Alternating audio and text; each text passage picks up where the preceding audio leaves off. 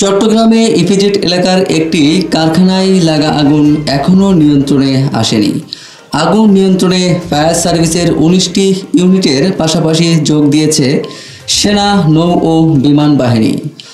আগুন লাগা তোয়ালে কারখানার সব শ্রমিককে নিরাপদে বের করা হয়েছে বলে জানিয়েছেন fire service and civil defence চট্টগ্রামের উপপরিচালক মোহাম্মদ জসিমউদ্দিন।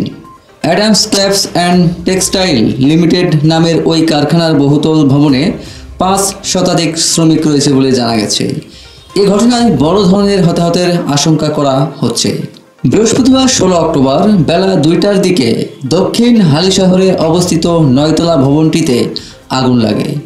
সেটি আস্তে আস্তে নিচের দিকে ছড়িয়ে পড়ে। আগুন নিয়ন্ত্রণে প্রাথমিকভাবে ফায়ার সার্ভিসের ১৪টি ইউনিট কাজ করে। পরে যোগ দেয় আরও ৫টি ইউনিট। পাশাপাশি বাংলাদেশ সেনা ও নৌবাহিনীর ৫টি ইউনিট আগুন নিয়ন্ত্রণে যোগ দেয়।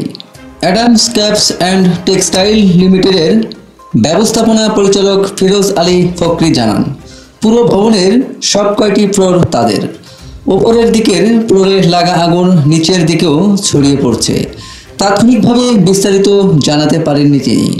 Fire service and civil defence চট্টগ্রামের উপপরিচালক মোহাম্মদ জসিমউদ্দিন বলেন, বেলা ২টার দিকে আগুনের সূত্রপাত হয়।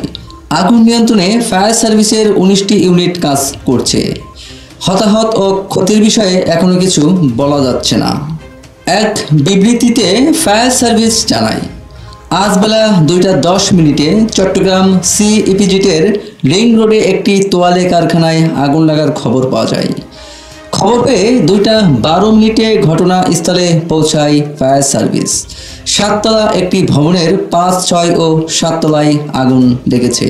বিবৃতিতে আরও জানানো হয়, সি ইপিজেড বন্দর, কে ইপিজেড ও আগ্রাবাদের ১৯টি ইউনিট আগুন নিয়ন্ত্রণে কাজ করছে।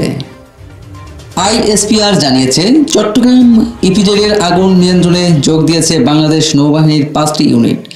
সামাজিক যোগাযোগ মাধ্যমে ছড়িয়ে পড়া বিভিন্ন ভিডিও দেখা গেছে, বহুতল কারখানার উপরের তলায় আগুন প্রথমে লাগে, পরে আস্তে আস্তে এই আগুন পুরো ভবনেই ছড়িয়ে যায়।